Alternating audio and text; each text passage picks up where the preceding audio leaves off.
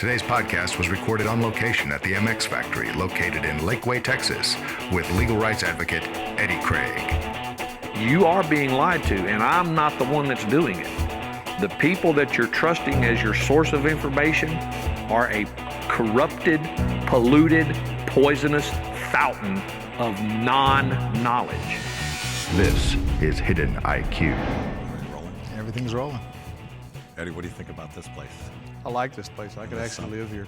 Throw me a pillow up under that pool table and I'd be a happy camper. Yeah, the MX Factory, this place is a lot of fun. I would love to have this as my backyard to go play in. Yeah. But let me ask you something. I've got a pet peeve, which has always been property taxes. And I've never understood why I can buy my home, I can pay for my home and own it, but I've got to pay some municipality or government a property tax for life based on the value of it. And if I don't pay that, it's confiscated from me.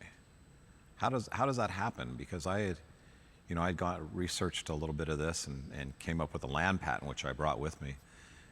And I don't see anywhere in the land patent where the state or anyone else can attach that property. That's true.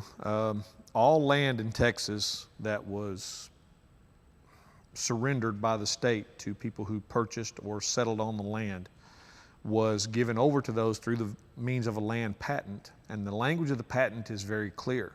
The state waives all claims to the property now and forever. And that includes when that property is transferred to an heir or an assign. And an assign simply means that it's sold to someone outside of the family for some fee or some remuneration of some kind, or traded or whatever, and they become the new owner. And thus they can have that portion of the plot of land named in the land patent into their name. And then they have to carry a land patent forward in their name for that parcel of the original patent. That's what the assigns means on that. Now, the heirs, exactly what it means. You can leave the land to anyone you want, and the same rules that are agreed to in the land patent applies. Now, when these land patents were issued, they were signed by the governor of the state, whoever that was at the time. And the language is extremely clear. It's a binding contract on the state that surrenders all claims of any kind to that land forever. The way they're getting around that is, and besides that, the Texas Constitution specifically prohibits the state from levying a by-value tax on property. By-value tax meaning? By-value meaning that whatever they assess the value of the property at, they then charge you a percentage of that as the tax, which means that the taxes are based upon the value of what you own. They're not apportioned, they're not equal. If you own more than this guy, then you're going to pay more than this guy. And if your land happens to be situated right next door but valued at twice as much, then you're going to pay twice as much in taxes the way they're doing it. It's a completely bogus system. The way they've gotten away with it is that the Texas Land Office has forsaken its duty in assisting the public who purchases a piece of land from carrying forward a land patent in their own name. Okay, so this land patent, this is the one I pulled up on my own property. This should have been passed down. This, in other words, every time that this property changed hands, this should have been what was passed down or signed over to the heir or purchaser of the property. Right? Let's say that this original patent dealt with 100 acres. Okay, so and it did. This dealt with a larger piece of land, and I had everything investigated to show how it was brought down to the 1 acre that I own. So this patent covers the entire original 100 acres. Okay. So if you turn around and sold me 1 acre, okay, once the assessment was done that plotted out that 1 acre from the rest of this original 100, then I would have needed a land patent granting me ownership of that 1 acre out of this 100 as an assign. Since I'm not an heir to you, I'm purchasing it. That would make me an assign under the terms of the patent. That portion of the land patent parcel is then carried forward in my name. Now I get a new land patent under the same terms carried forward in my name for that specific 1 acre parcel. Okay, so my next question is, if I were to, if the original owner has 100 acres and he's going to sell 100 1-acre parcels, where are the 100 new land patents that describe each acre? Who's going to create that document? That was the entire purpose of the Texas Land Office. The Texas Land Office, that was their designated duty, was to do the necessary checking on the original land patents for parcels of lands that are purchased as an assign under the terms of that patent, and issuing new patents to those assigns for the purchase. And then that property, once again, under the same terms of the state waives all rights and claims forever to that property, is carried forward to them. They can divvy up that land any way they want in their own way, under their own patent from that time forward, including selling it back to the original patent holder, who could then have it redone back into their original patent if they bought the land back, for instance. So that's the way it is supposed to function. That's how it was set up to function. And the terms of a land patent in Texas are, there is no ambiguity. All rights and claims are forever relinquished by the state. Therefore, if the state has no rights or claims to that land, the state cannot assess a tax on that land. They have no claim to that land in order to tax it of any kind. Since the Texas Constitution forbids the state from doing an ad valorem, a by-value property tax, that would then also prohibit the state from allowing a political subdivision of the state, which is what municipalities and counties are, to become an assessor in their stead. The city or the county has no more authority to assess a by-value tax than the state does, because taxation under the Constitution is to be done by the state, not the local political subdivision. Now you're talking about the state constitution. Correct. I think what I've always been under the impression is that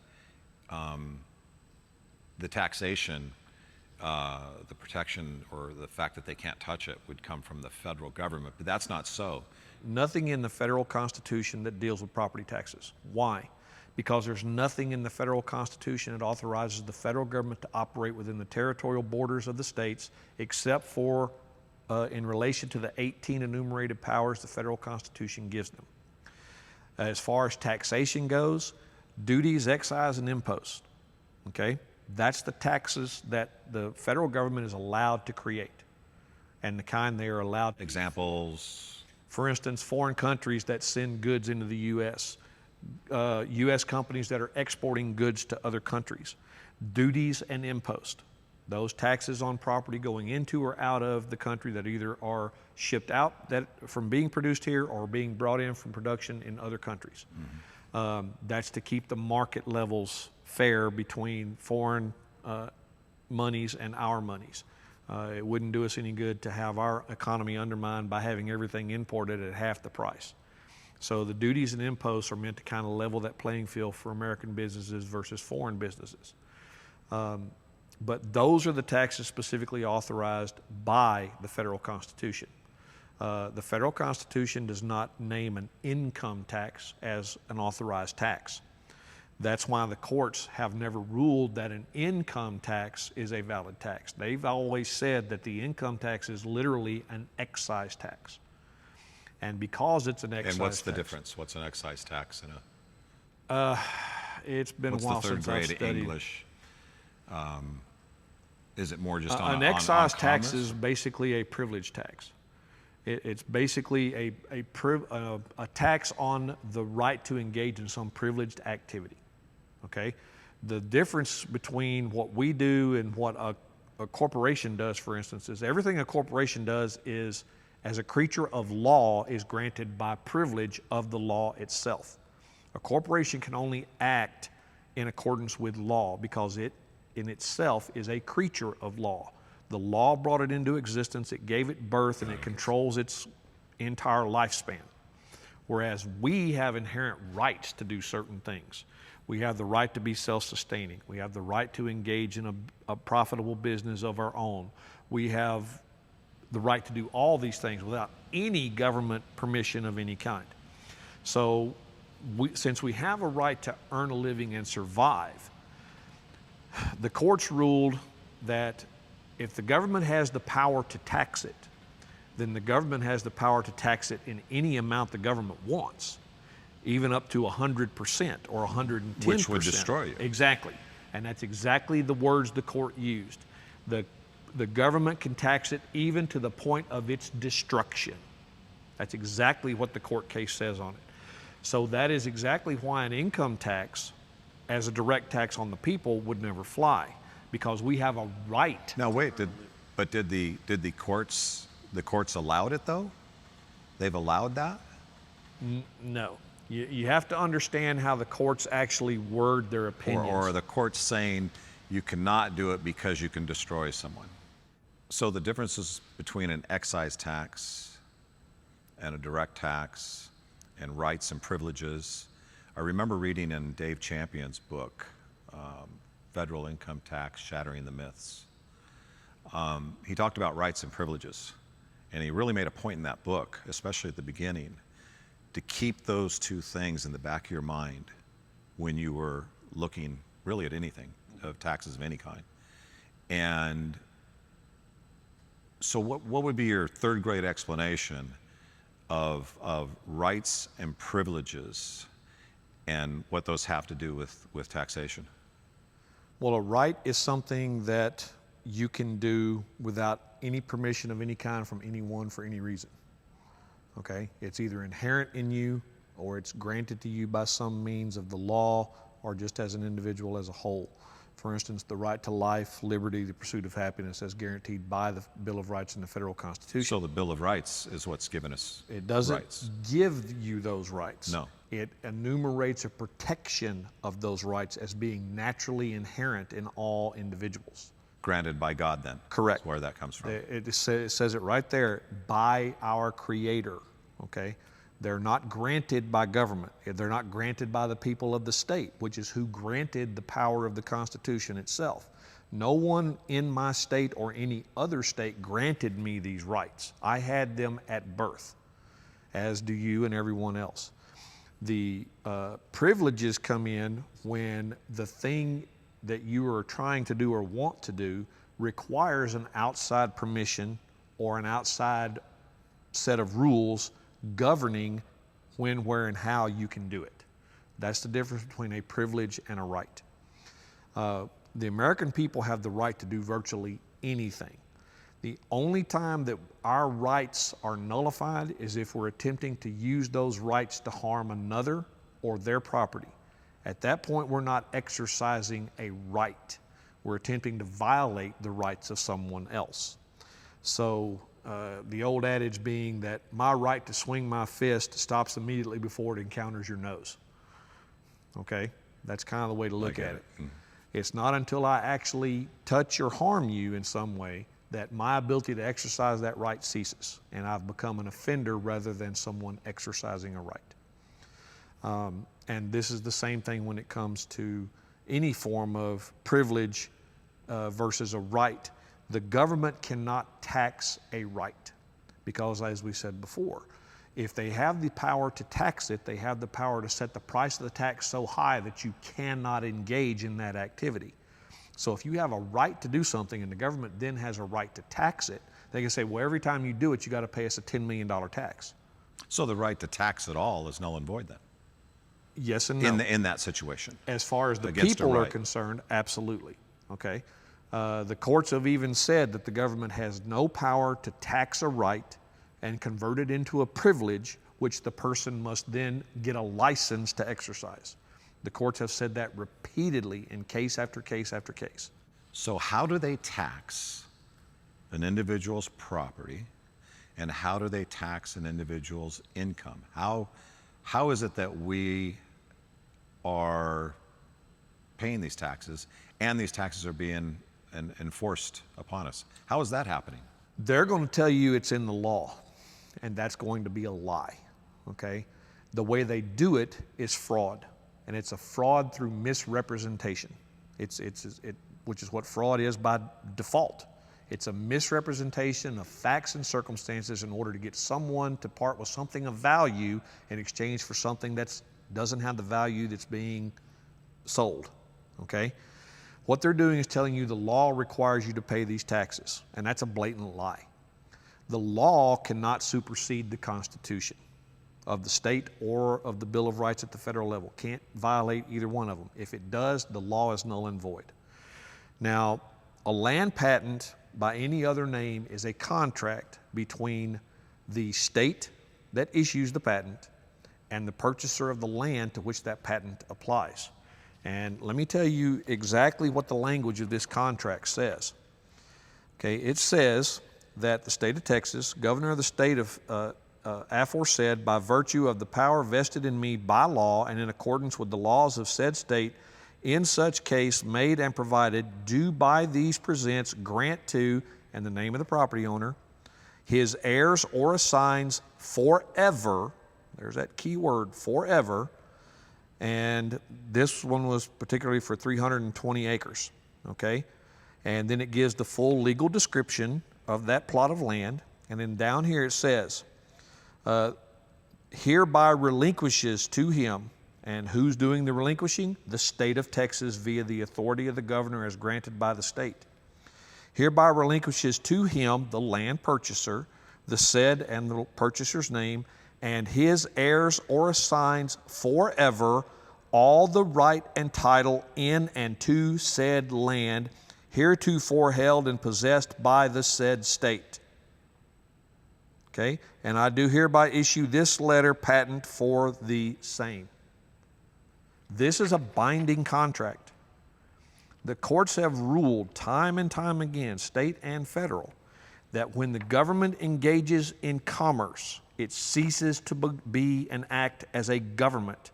It becomes as any other incorporated entity engaging in contracts of any kind. Wow. Therefore, the government does not exist in this document. The corporation of the state of Texas exists in this document as relinquishing any claims to this land forever.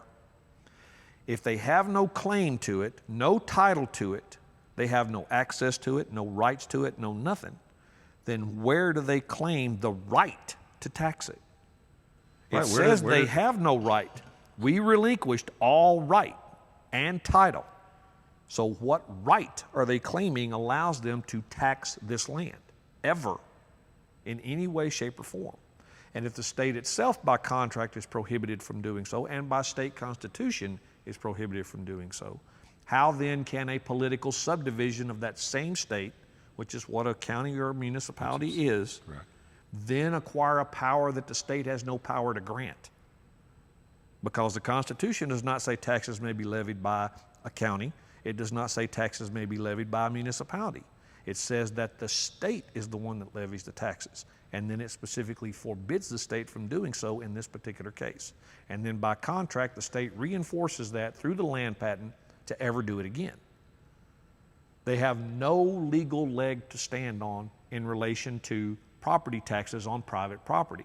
Now, when it comes to property owned by legal entities, corporations, LLCs, things of that nature. Any business, really. Any business, as that entity is a creature of the law, and everything it does is based upon privilege and not right.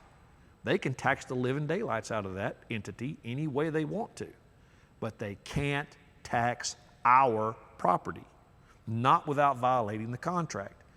And to this day, the one place every property tax case in the state of Texas has failed on is to go to court and sue for breach of contract. No one has gone to court and sued for breach of contract under the land patent. And they would be suing not the state, but They would be suing the state of Texas. And they would actually be suing the comptroller of the state of Texas. Okay. Okay? But the reason I asked that is you mentioned earlier that they were acting in the capacity of a legal entity. Of a legal entity. Right. So but the you're not state suing of that Texas legal, is a legal, the entity. legal entity. There's an incorporated the state of Texas. Okay. However, Texas is not the one levying the tax. Who is? The county or the municipality. So it's almost like you're having a third party that has nothing to do with anything coming in and taxing you. Bingo. The state is authorizing someone who is not a party to the land patent to collect a tax on its behalf that it itself cannot do. That's fraud. That is misrepresentation and fraud. Okay, Charles, what do you think about well, that? this is all, it's, for people listening, there's a lot of information here that is hard to follow. I'm having a hard time following it. So can we break it down into, there's a ton of people that own property and pay property taxes. Why are they paying those taxes?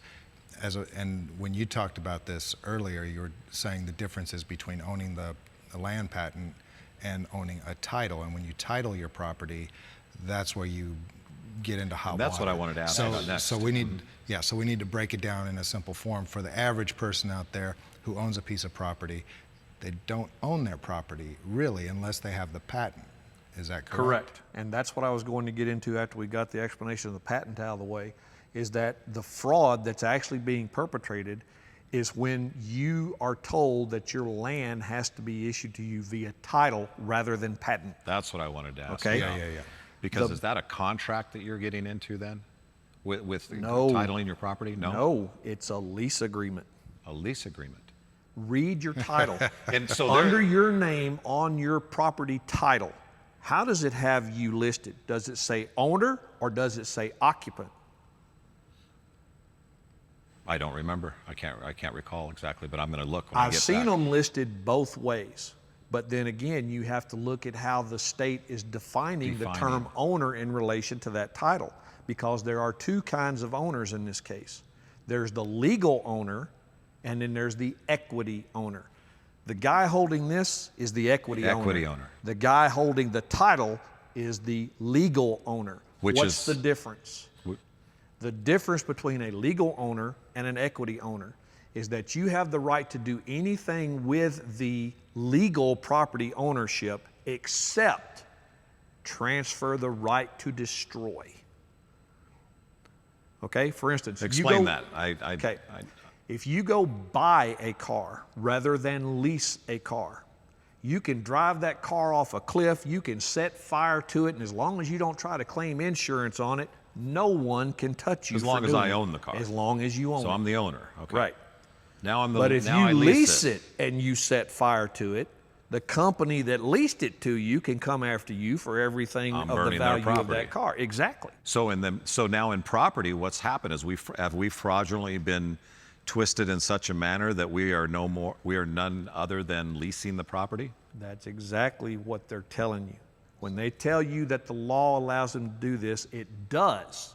Just like when they tell you the income tax law allows them to do this, it does. If you have allowed yourself to be put into the category to which that particular tax applies or that lease applies. That land title makes you the legal owner, but you're a renter, you're a leaseholder, you're not an equity owner with the right to transfer or destroy that property. So I've purchased my property, I've written a check for it, and I own it. But the minute I title that property, I've given up ownership to the state. You've told the state you don't own it, you're leasing it, you're renting it. But I've signed ownership to them. Are they holding it against debts of the state? You've assigned them rent collection rights when you title it to them. That's basically what you're doing. So if I'm leasing it, and they're able to collect lease payments, or rent, however you want to call, whatever you want to name that tax, then where'd the owner go? Who's the owner? Yeah, that's what I was going to ask. So if you have you ever brought the title, land patent forward in your name for the Right. parcel of land you're on? No. That's was never brought why forward. the owner doesn't exist. So there doesn't in this exist. case. There's no owner per se. Oh, no. The owner is the person whose name's on the original patent, if that patent has never been carried forward from that And owner he's for that dead. parcel of land. Okay?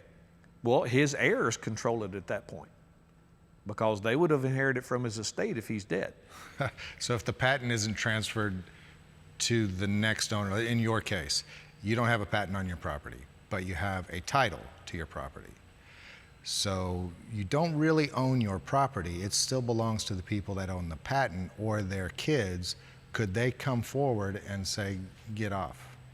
Without a bill of sale, yes. So the only thing that protects me is my bill of sale. Yes. Okay. What happens in a matter where somebody uses a bank? Has anything changed? Does dynamic change if someone has a mortgage where the bank has come in and financed the property? Does any of that change anything that we've talked about? Well, it's like anything else. When you get a mortgage from a bank, the bank is the one that holds clear title to the property at that point. And they're, as the one who holds the property and who agreed to sell it to you for a certain amount of remuneration in funds, they have an interest in that property until those funds are paid in full. So basically, you are co-owners, okay? But they have greater claim than you do because they're the original holder. They are the equity holder, in fact, and you are the legal holder until the time that mortgage is paid. There again is the difference. When the bank has it, the bank is the equity owner. You are just the legal owner when the mortgage is in effect. Once the mortgage is paid, that's why people used to have mortgage burning parties. You remember back in the good old days? I've heard of that. 50s, I've heard of that. 60s, 70s? I'm not that old, Eddie. When you paid off the last note on your house, you threw a big party and you threw the mortgage in the fireplace and everybody was there to celebrate it. Why? Because that piece of paper is what gave anyone who held it in their hands a claim to the piece of property you were sitting in. That's why it got burned.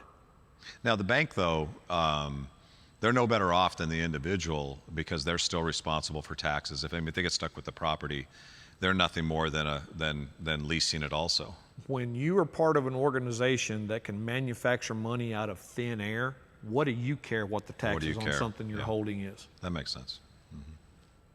Okay? The bank gets any money. Which is a whole nother discussion. Exactly. The bank gets any money for what it pays for through money it acquires from the Federal Reserve, which prints it up out of thin air. This is something we discussed at length in our movie, in The the Grand documentary. Scam. Yeah, you did an excellent job of that. Well, thanks. Wow.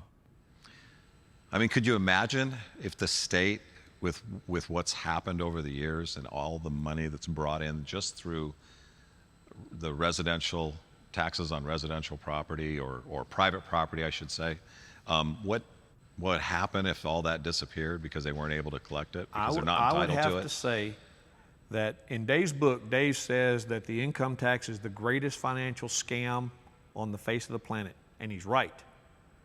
The second biggest one is property taxes. And the only reason that's the case is because not everybody owns property to be taxed. But everyone who does is getting fleeced just as bad as those paying income taxes that they don't owe.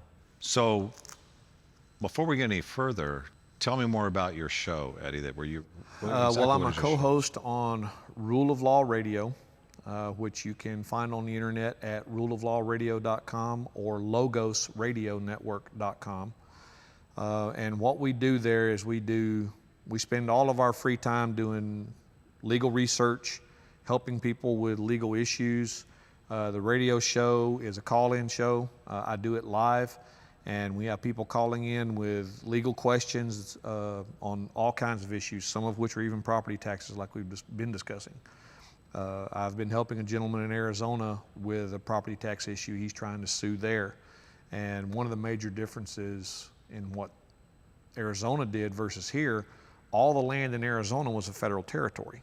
All land patents in Arizona are issued by the federal government, not the state.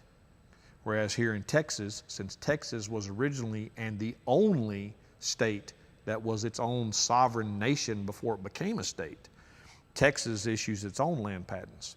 Is Texas the only state that did that? Or were there other states that were their own sovereign nation? I can't say. I've never purchased property in another state other than a home in Colorado, and I never actually looked at it because I just bought the house and the land it was on, but I didn't ever look at it as a patent issue at the time because I wasn't going to stay there. I can't remember. Are we still a sovereign nation, and that's just ignored? Well, it depends upon how you look at the original. Now you're asking about Texas. Yeah. Yes. Yeah, how you look at the original bringing of Texas into the states. According to some folks that's done the legal research, The annexation of Texas by the United States was never done according to the terms of the original agreement, which of course would mean that Texas is still an independent sovereign nation and not a part of the United States as a state.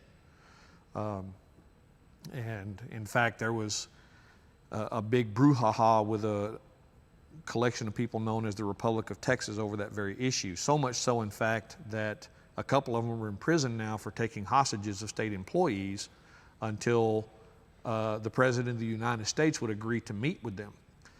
What Bill Clinton actually did, who was president at the time, back up a little bit and I didn't hear this story. I've never heard about the Tell me what hostages. happened. What happened was that a couple of the leaders for this group held a couple of state What's the name of employees. this group? The Republic of Texas. So that's a group of individuals. How many? Well, right now it's dozens to 100, 200, just something small like group. that. It's Okay. a small group.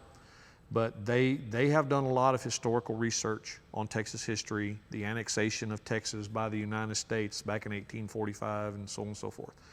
And what it turns out is that the actual historical records show that neither the Texas Congress, we had our own president and our own Congress at that time. Really?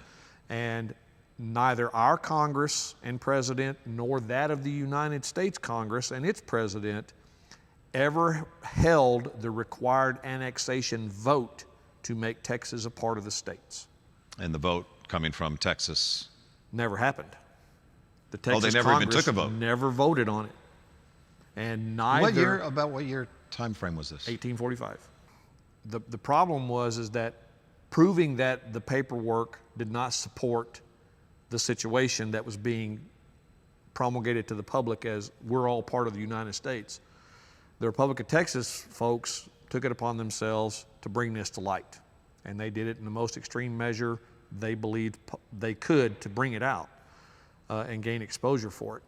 So they took a couple of state employees hostage and demanded the President of the United States make an appearance and talk to them about these records. When did they do this? Well, Bill Clinton was president because he's the one that appointed a Texas Department of Public Safety appointee to act in his stead and actually signed an agreement with the people of the Republic of Texas that clearly stated that they were not in the wrong and that the state had no claims over them. But because they took state employees hostage, the federal government could step on them and did, and threw a couple of them in prison. Yeah, taking hostages is Yeah. not really a good idea. It muddies the waters. It's making their point, Well, but in all fairness to those folks, the people they took hostage were there trying to take their property illegally under a tax assessment that they didn't owe. oh well, then it makes sense. now Okay, I get it. And they I decided. have felt like that yeah, myself. And that's when they were saying, nope, enough's enough. The law does not support this. The rules of nations does not support this. We've got to do something about it. And so they acted. And in all honesty, check any period of American history. Nothing important in history has ever changed except when it was engaged in by a small group of people unwilling to go along to get along. Wow. That has always been what has changed and made history. It has never been a mass movement of anyone. That's where the old saying comes from, very few fight the battle. Exactly. In every instance, whether it's war, whether it's a cause. The Revolutionary War. Right, they say it's Out like of 3%. all of the English peoples that were in the colonies here in the States when we fought England for our independence, it was 3 to 5% of the total population that went to war with England. The rest of them sat on their thumbs and waited to see what happened. Waited to see which direction they were going to be going the next We day. will go with whichever wind wins. Yeah. Yeah, I pointed that out to you. You see that today, the 3%ers. Yeah. It harkens back to that very idea that there was 3% of the population that fought in the revolution. Right. And even to this day, about 3% of the population are service members. Wow. Yeah. And because of all that. And the rest just go along, which is really Because how it's they get easy. away with most of things. Exactly. It's just the easy way. It's path of least resistance. When it comes time to fight these battles on their battleground, which is the courts, and they have complete and absolute control over, That's where they ensure that the people that sit on the jury that's going to judge your argument and your basis for doing things are the dumbest people available. They do not know a right from a privilege. They don't understand why they can do something or why they can't. They simply look at it and go, if I have to do it, you have to do it. Mm-hmm. They never look at the possibility that they don't have to do it, but they prefer to do it because it's easier. It's easier. It's less problematic, and nobody comes knocking on the door saying, why aren't you doing it? Yeah, that's interesting. We were talking about that the other day, and it points to what you're saying. People aren't educated in even basic civics today. Right. In school, kids Right. growing up. And I don't think I was given a lot of information too, but at least I still had some of that residue from the older folks in my life and some of the research I did coming into college. But basically what you're saying is there are very few people that even know why we have an electoral college. Well, Oh, absolutely. Exactly. Yeah. And you just stated something a minute ago, Charles. Yeah. You just said that the older people in your life described it to you, Mm-hmm. and that's exactly what John Lakow described brilliantly in the documentary. Was we had a duty Mm-hmm. to pass that down to our children, That's teach right. that to our children, not expect the government to do it or Right. expect a school to do it. Well, they're not But- gonna do but they're not going to, exactly. But we had a duty to that, and nobody's done that. No. Nobody doesn't do that anymore. Well, it gets weeded out of the It gets collective diluted, consciousness, diluted. It's generation to generation to generation. Whereas now the generation thinks socialism is wonderful, and they don't even know what the hell it is. No, they don't understand. They don't know what the government. anything They don't about know it. that when the government is paying for something, take the word government out and put somebody else is paying for your health care or paying for your schooling. It's not the government. It's just somebody the phrase else. free education, free college education, or free health care. It's not free. Somebody's paying for Right. it. We're paying. So it goes back to where we don't teach, we don't pass Why down. do you suppose that is? They don't want you to understand. They do not want you to understand what they're doing and how they're doing it. And they do this the same way a magician does his magic act. It's Sure. misdirection. Sure. Back to the example of what I was saying with the land patent. If you want to know the difference between your title and your patent, then go look up the two legal definitions associated with equity ownership versus legal ownership. And you can find that in any good legal dictionary, Black's Law, Bouvier's, any of them. And they'll show you very clearly that the difference is that the legal owner has all the rights to possession and use, but not to the transfer or destruction of the property. Whereas the equity owner has every right in every way to do anything with that property they desire. That's the difference. And because they have created you on paper as the legal owner instead of the equity owner, they come to you and say, because you only possess this property, we're going to act on behalf of the owner to ensure that everything's taken care of. So you're going to pay us for that. As the occupant or the legal owner, you're going to pay us these property taxes for the service we're providing on making sure that the owner's taken care of. So if you have the patent, do you need to title your property? If you buy it outright, you don't need a bank to deal with it. No. The problem with the title is that if your mortgage agreement requires that the property be titled for the purposes of getting insurance and all this other things that mortgages normally require to be had on any property you're buying, then you are under a contractual obligation via the mortgage to get the property titled. Now, and that's the only way you can get it without buying it outright. Why? Because once the patent is issued in your name, the bank would have no claim over it. Therefore, you wouldn't have to finish paying the You wouldn't mortgage. have to finish. Mhm. So they can't relinquish equity ownership to you via the patent while that mortgage is still outstanding, or they lose any control to collect on the property. So they're going to insist that you get the property titled. Now, what was the original legal reason titles existed? Exactly that. They were the agreement that showed that there was someone else with an interest in that same piece of property who had an obligation owed them on that property. Once that obligation was paid in full, the title, i.e. the mortgage, was destroyed. And the land patent carried forward to give full equity ownership to the person who paid off the loan that bought the property, and now they own it. Try to describe that. I follow you. So, but how do you simplify that a little bit? The title, that would, a title would originally occur when you have a mortgage in the bank, and so I understand there would be a title given to the person with All right. the carrying the loan, or not carrying the loan, but that is taking out the loan. Correct? Okay, yeah, something like that. Am I on the right track? I'll break this down the simplest way possible. Let's say that you have a Nintendo gaming system, and I want to buy it, okay? And you want to sell it to me. But you agree to let me buy it in payments.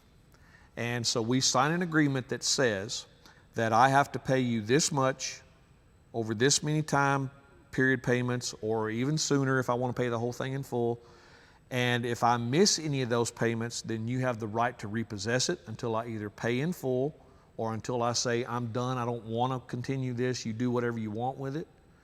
That's the kind of deal. So what we do is we have that agreement, which is our mortgage for that game station, okay? And it also acts as my title. Because of that agreement, I have the right to possession and use of that gaming station as long as I'm making the payments. If I ever fail to make the payment, you have the right to take that same piece of paperwork and come to me and say, I need to take possession of this myself because you've missed a payment on it. Okay? Now, if I bring those payments up to date, and our contract says I can do that, then you give the property back and we resume the way we were. But it also says that if you have the right to demand payment in full if I miss that payment and I don't pay you in full, then full equity ownership goes back to you. Whereas I only had legal ownership of that. I could only use it. So let's break it down a little. Let's back up a little bit on what you're saying. Let's just back it up, not put in different parameters of the contract, but let's keep it really simple. All right. I have the Nintendo device. You'd like to purchase it from me on payments. I am now, for all intents and purposes, the bank. Right. I own the so-called land patent to that Nintendo device. Right. You're going to take possession of that to use like you see fit and start making payments to me. But now I've issued you a title. Is that correct? You've issued me a piece of paper that says I have the right to possess and use the property. Possess and use the property. And you're welcome to sell it or do whatever you like, but you do have to pay me off. No, that's the thing. As legal owner, I do not have the right of disposition or transfer. Okay, so you have to... I cannot sell it without your consent. I cannot turn around and sell that piece of property I'm buying from you. Because you have to pay me first. Correct. Okay. So that being said, that you have a title, I still hold the patent on that Nintendo device, and you pay me for it in full. It's no longer, I'm now conveying all of that Nintendo device to you. Mm-hmm. But what's missing now in today's world is that patent, that land patent on a piece of property or that Nintendo device doesn't exist anymore. We're now by all rights. I should be signing it over to you. Here's the thing. You do. When you give me that bill of sale, you sign over that piece of property to me via that patent. Okay. But it becomes my responsibility to carry that patent forward in my name. Otherwise, it remains in your name, and I'm still only the legal owner. So it's my responsibility then to carry this patent forward. No. For your property. When you transfer the property to me, it becomes my responsibility to carry the patent forward. But that's what I'm getting at. This property, my home, was conveyed to me, so is it my responsibility to carry the patent forward? It is. That's what I'm getting at. Yes. So how do you do that? I mean, so exactly, how would I do that? Or is it, well, I mean, as they I make said, it virtually impossible. The Texas Land Office was the entity originally created to do that. That's its entire reason for existing, hence Land Office, okay? Is there anything in their rules, regulations, bylaws, whatever you want to call it, that spells that out, that that's what they're supposed to do, that someone would be able to point to and say, no, you can't refuse me. It says right here. Yeah, you could go back to the original bill that created it, and it will tell you right there in the title, the caption of that bill, that explains why that legislation is being made, why it's there. It'll tell you right there that this set of laws or enactments is for the express purpose of this, okay? And so the land office was created to give people a place to go to get the necessary documentation for when land was transferred. That was its whole reason for existing. Otherwise, who would do it? Not everybody who bought a piece of land was going to walk into the governor's office every single day and have the governor sign the paperwork. That was not going to fly, okay? So what do? They created an agency of the government to act in his stead to do that, okay? And so that's what the land office was intended to do. There's also a number of other things associated with land patents, to my understanding, like mineral rights, which don't always transfer unless it's specified out. Is that correct? I mean, there's the land proper, but there's also the mineral rights. Technically, under the terms of a land patent, you own everything above and below that parcel of land. Oh, was it? Okay. It does not make any distinction. Do you see any language in here whatsoever that deals with minerals? That separates it, yeah, nothing. There is no language in here. The word mineral does not even appear in this patent, okay? So is it assumed? Now, you can sell the rights to someone else to access those minerals, and that it's a contractual agreement, but it doesn't nullify the patent.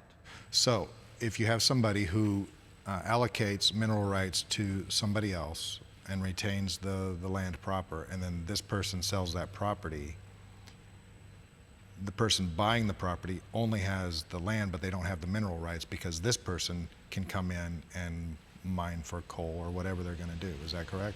Potentially so. It depends upon what the terms of the original contract are. Originally, under the terms of a patent, the patent owner owned everything above the land to the edge of space and everything to the center of the earth in a diminishing pinpoint around the territorial borders of his property. So everything above and below the ground, they owned. That was the terms of the original patent. When you get into things like underground waterways, above ground rivers and things of that nature, this is where the federal government came in and established commercial jurisdiction over these navigable waterways because they could be used for commercial purposes between the states. If that river crosses state boundaries and ships of commerce can pass along that river and cross those boundaries, then the federal government determined that they had a power over that river because it was something commercial. And so they used the Commerce Clause to engage in activities within the states by creating these types of finagles of the actual original intent on what that meant, so that they can intercede. What happens in the case, though, let's say I have a small river 5 feet wide, comes through my property and runs through Charles' property and a number of other individuals' properties. Again, I can't dam my property up, for instance. I can't dam up the water. You can dam it up, but you cannot permanently stop the flow. You can create a reservoir of water, but you have to provide a way for that water to continue on its natural course. Okay. So you can actually build yourself a holding tank and allow an overflow to continue that flow of water back out of it, but you can't dam it up and deprive your surrounding neighbors of water that is otherwise a public resource. Now, that's the moral and ethical issue of it. Technically speaking, you could do anything you want with the water that's on your property. The question then becomes, do you have the right to keep it from leaving your property? And that's where the federal government, due to the old range wars and water wars and everything for cattle and all that, where they got into the fray and stopped these rich ranchers that were coming in and taking all the water so that everybody else had to pay them or sell out in order to get water to the property, and stopped all that by declaring them navigable waterways. If they can flow from here to there and anything of commerce can be transferred down that flow of water, it's considered a navigable waterway. So to switch gears a little bit, back to titles, and titles are listed under different categories. One of the things is if you ask somebody, about their home and it's checked in the box that it's a residential property, everyone assumes that that means residential means my home. And But it very well what- could. But you have to understand what the legal definition of a resident is. So what are the different categories first, and then tell me what the definition is. Well, it may vary in title by state, but basically you have residential, you have commercial, and you have industrial. Those are your zoning issues relating to these different types of buildings and businesses that can operate within a particular area. But when it comes to residential property, which is how most state constitutions and most taxing authorities list property of any kind, the issue there becomes understanding what the legal meaning of resident is versus domicile.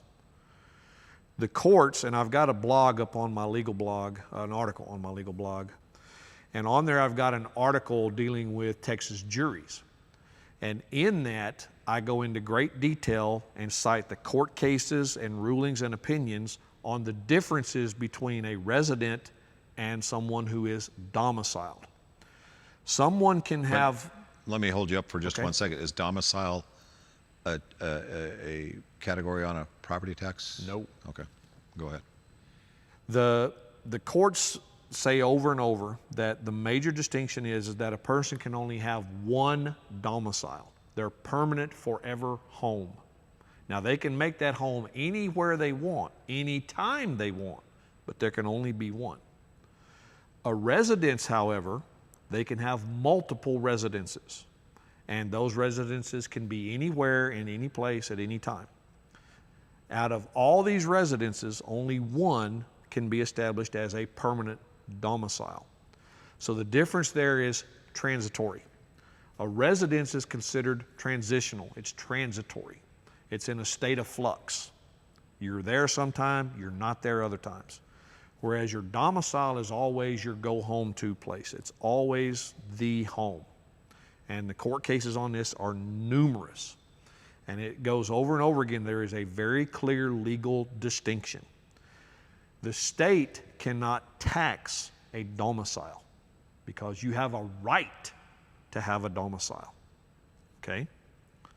A home is everyone's right. If they have the means to acquire it, it's theirs, just like on this land patent. You acquire the land is yours. What you do with that land, what you build upon that land is all yours. You have a right to do anything on that property you wish except harm someone else with it. Whereas in a residency, if you look at it from the way the courts have ruled resident actually applies, you're talking about commercial buildings where people rent apartments. You're talking about places that are for rent to tenants, okay? That they're used to raise an income for the individual that owns them, but the people that live there are there on a temporary leased basis. So residential is the same thing as a commercial activity. Bingo. Okay? It's another not word for your commercial. home. Your home is your domicile. So there's nothing on a tax record that shows anything to do with a home. That's correct. They try to classify every piece of non-commercial property. Has anyone ever tried to fight that and say, hey, wait, where's my... Again, even if they have, it's not the correct way to do it. You will have 1,000 times more difficulty in proving the distinction applies to your piece of property between domicile and residence than you will to go in with a land patent and sue them for breach of contract. The state cannot tax this property because of the land patent. It's very, very clear in the terms of the land patent. If the state cannot tax it, it cannot delegate a power to a local political subdivision to do what it cannot do on its behalf. Because who gets half of the property tax? The state. The state has no right to levy it, then how can the state be getting half of it? The only way they can do it is by letting the political subdivision act as its agent. Well, if the state is forbidden to do it directly, it cannot do it by agency either. It can't authorize anyone else to do it. So what are you saying? Are you saying that all property tax is illegal? Or All it's a property fraud, taxes on private property are absolutely unconstitutional. and they are being assessed in violation of the actual law. Why do I say that? Because it does not matter how the law is written, the law itself must abide by the limitations placed upon the legislature by the Constitution of the state. So no matter what law is created, if it violates the Constitution, what the Constitution authorizes, if the Constitution doesn't authorize it, that law can never be valid. Is that what? Yes and no. The courts are setting it up so that the Constitution, when it comes to a state, they claim the state government can do anything the Constitution doesn't specifically forbid it to do, unlike the federal government, which can't do anything it isn't expressly told it can do. Okay. So they reversed the role of the Constitution at the state level. But here's the deal. We're back to the rights and privileges thing, okay? If you have the right to own that property, which the land patent says you do, and the state has none, which the land patent says they don't, and it's a contract they signed, they're stuck with it. At that point, they become a commercial entity engaging in contractual, negotiable commerce, and they're bound by the contracts they signed. And this is one they signed. So you don't go in arguing residence and domicile. Go you back go to in the and beginning. argue breach of right contract. at the beginning, yes. Property taxes on private property, not all property, but private property for which there is no mortgage or anything and you own it, is absolutely unconstitutional in Texas. Therefore, if it's unconstitutional, it's illegal. And it doesn't matter who's trying to assess it. So I've been duped. Everybody's been duped that owns their home. And it's a self-inflicted dupe because we've taken the information we've been spoon-fed by those with a vested interest in lying to us and never bothered to verify for ourselves whether or not they were telling us the truth. And the proof of that is right there in your hands. I'm guilty of that. I mean, I didn't know anything about a land patent, didn't even know what a land patent was or they existed until a few years ago when you and I were having breakfast. And I don't remember how the conversation came up, but you told me what to go look for. When you and I first met, and you were actually introduced to me by a mutual friend, Ray. Ray. And in one of our first conversations, when you took us all out to dinner, I brought up the issue of the land patent, and it seemed to pique your interest then. And this was several years ago. And this is just an example of people actually look at the information that we provide on our show, rather than just assume that they know and understand. If they will actually go look and verify, they're going to find out the same thing you did. You are being lied to, and I'm not the one that's doing it. The people that you're trusting as your source of information are a corrupted, polluted, poisonous fountain of non-knowledge. Okay? Well, it was coincidental that you had brought this up because this has always been a pet peeve of mine, is property tax. Because I sit there and think to myself as I get older, I've purchased this home for my family to live in. What happens if I'm hit by a car tomorrow, I'm dead, and they have no way to support themselves and can't pay property taxes? They lose the roof over their head. That should never happen. If somebody owns their home, that should always be a place that they have and no one can ever touch. Maybe you can't pay the electric bill, maybe you can't pay the gas bill, that's fine. But you have a roof over your head, you're not stuck out on the curb. And it's really angered me, to tell you the truth. Right, and it should. And because I think that's a catastrophe that we're going to be coming up on soon, because I see a whole generation that's not going to be able to pay property taxes as they retire. Well, they're not even going to be able to retire. And I don't know, it seems to me there's going to be a huge, I don't know how to put it, just a huge influx of a generation that won't be able to continue this. And then what happens? That's what's being counted on, that everything becomes property of the state. That's communism right there. When it all belongs to the state and the state has absolute rule and control over it, that's communism. And that's exactly where we've been headed for decades. It's the whole reason for the McCarthy era politics. It goes into the bar associations. McCarthy was after the bar associations in America because he designated them in a full report as communist organizations. And he was right. Everything that the legal profession is foisting on us through court opinions, the laws they're writing, and everything else is a complete setup for socialism leading into straight communism. The state owns and controls it all. In the hands of a very few will reside all the power, and the people will be left out in the cold once again. We're turning ourselves into the new Russia. You know, it's funny, my dad told me 40 years ago, when I was a young teenager, he used to always tell me that the way the system is designed, that the United States eventually would be a socialist country. It has no other direction to go. And he used to sit there and think. It used to always make me think, I wonder why he's saying that. And he used to kind of explain it to me, but I never quite grasped it. But I'm finding out he's right. Well, and he used to say, there's no other way for it to go. I would argue that it's going to shoot straight past socialist and go straight to communist.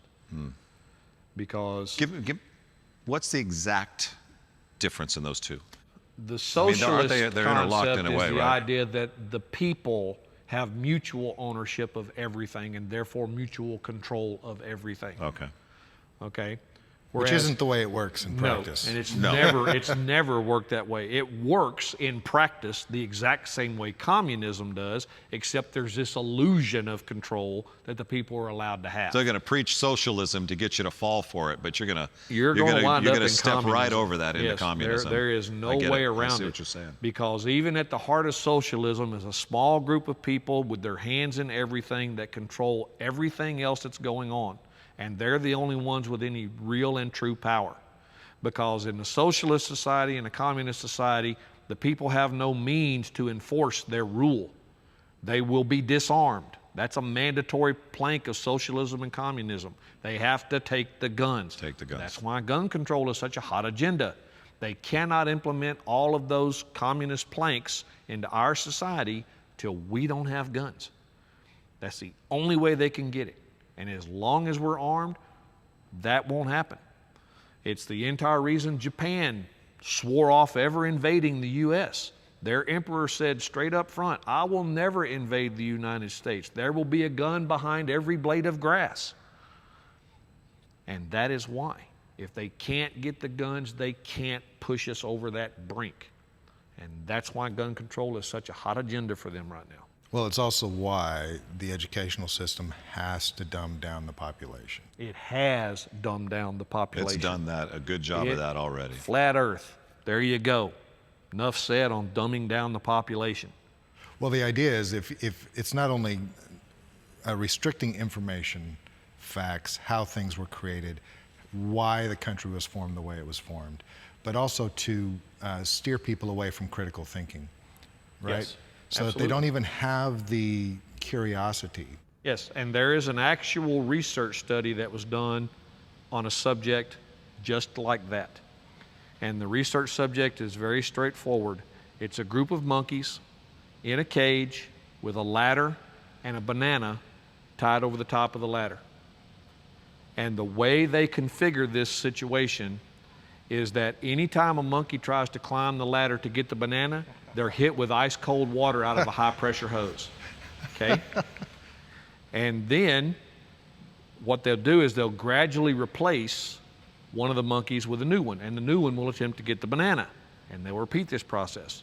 Pretty soon, all the monkeys that are getting blasted with the cold water start to beat the one that climbs the ladder. Okay? They assume the role of the person with the hose to keep the monkey from climbing the ladder so they don't get hosed. So now you have juries they pick that hammer the monkey that wants to climb the ladder. Bingo. Wow. Not based on law, but because they are following that Yes, rule. there is so an- you're going to follow that rule. There is an even if actual it's not a real law. life experiment with those monkeys Wow. setting up exactly that Wow. situation. Wow. And that experiment is the modeling of I'm going to American try that on my society. kids and the neighbor's kids. There you go. It works at home. And it goes into great elaborate detail over the different ways they configured this. But eventually what it comes down to at the end of the experiment is that all of the monkeys that are in there eventually are replaced. So no original monkey that's in this cage has ever been hit by the cold water. But they all know don't climb the ladder. They don't know why, They know there's a banana up there, but they know don't climb the ladder. Do they form a religion and start praying to the banana? Didn't get quite into that stage, but it's Wow. If you look around, that's where you're living now. You're living in that monkey cage. That's where we're living. Don't climb the ladder. Well, this has been a really, I love sitting here talking with you. We're not done. We're not done here. We've got more to talk about. So, but we'll save that. We got some things to do. First thing, we have to run down to the land patent office so that you can speak for me, get this patent brought forward. And, I'll see what I can do. And we'll get that taken care of. Where can we find more stuff? Where can we on find you? out? Yeah, where do we find out more? Again, you can go to my legal blog, Tao of Law, TAOOFLAW.wordpress.com. You can listen to our radio show and the archives of our show on Rule of Law Radio and LogosRadioNetwork.com. And your show is funded by donations? It's entirely funded by So people need to- donations. Everything we do is Valuable donation-based. information. And we can't survive without them. Very good. Fantastic. Very good. All right. All right, guys. Good job. Thanks for having me.